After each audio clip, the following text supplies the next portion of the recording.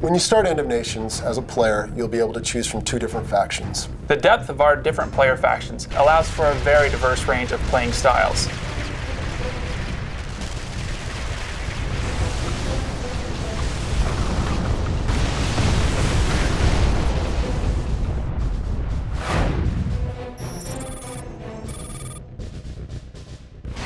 Well, the game takes place 50 years in the future. The world is basically on political and economical collapse. And up from this rises a group called Order of Nations, who starts passing out food, brings peace and security back to the people.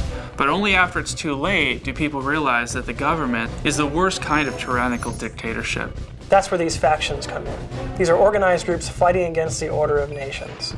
The Liberation Front and the Shadow Revolution both have specific and very different views on how the world should look.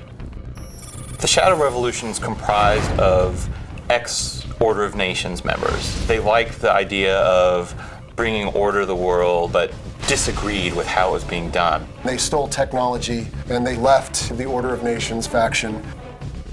When they have a conflict with the Order of Nations, they know the secret code that gets them in. So they're all about stealthing in, getting the job done, and then leaving. So it's about setting the battlefield up to your advantage, surprising the enemy, and then knocking them out.